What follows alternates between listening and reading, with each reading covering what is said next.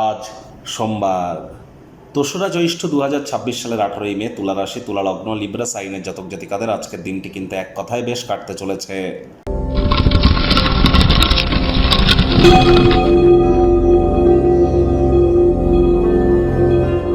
ভিডিওটির শুরুতেই স্ক্রিনে আপনারা দেখতে পাচ্ছেন নবগ্রহ বীজ মন্ত্র।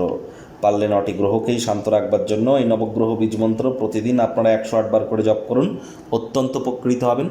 এটি স্বয়ং ব্রহ্মদেবের মুখনিসৃত বাণী, ভুলভাল উচ্চারণ করলেও কোনো নেগেটিভ ইম্প্যাক্ট কিন্তু পড়ে না। একই সাথে ৯টি গ্রহকে আপনারা শান্ত রাখতে পাচ্ছেন, এর থেকে বেটার কিন্তু আর কিছু হতেই পারে না। চেষ্টা করুন নবগ্রহ বীজ মন্ত্র রেগুলার ১০৮ বার করে জপ করার।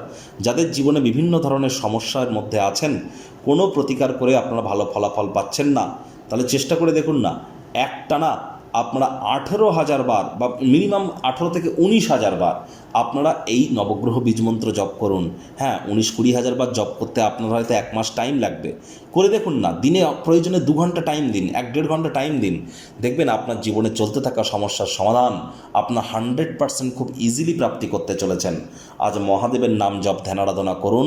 চেষ্টা করুন চাঁদের আলো গায়ে লাগানোর, যদিও অমাবস্যার পরপর আপনারা নাও পেতে পারেন। মায়ের সেবা আপনারা করুন।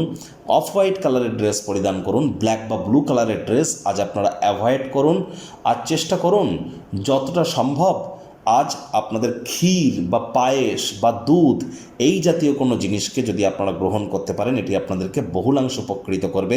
মানসিক স্থিরতা আপনাদের বৃদ্ধি পাবে এবং গায়ে দুধ বা মালাই গায়ে মেখেও কিন্তু আপনারা স্নান করতে পারেন। ভাগ্য মিটার আজ আপনাদের বলছে 7/10 ভাগ্য আপনাদের অনুকূলেই থাকবে। প্রেম, দাম্পত্য এবং স্বাস্থ্য এই কয়েকটি ব্যাপারে আপনাদেরকে একটু সাবধানতা অবলম্বন করেই চলতে হবে। আজ বন্ধুবান্ধবদের সঙ্গে আউটিংয়ে যান, সন্ধ্যেবেলার সময়টি কোয়ালিটি টাইম পাস করুন, দুর্দান্ত ফল আপনারা পাবেন। তবে ধূমপান মদ্যপান করা থেকে আপনারা বিরত থাকুন, তা না হলে শারীরিকভাবে কিন্তু প্রভাব পড়তে পারে। ওজন বুঝে ভোজন গ্রহণ করুন, রাস্তাঘাটে সাবধানে গাড়ি ঘোড়া চালান। অর্থগত ব্যাপারে ইনকাম আপনাদের বাড়বে।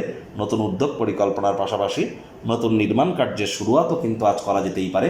দিনের শুরুটা কেমন হবে সেটি বড় কথা নয়, দিনের শেষ ভাগে যথেষ্ট পরিমাণে অর্থ উপার্জন করতে আপনারা সক্ষম হবেন। কাউকে টাকা পয়সা ধার দিয়ে থাকলেও সেগুলিও ফেরত পেয়ে যাবেন।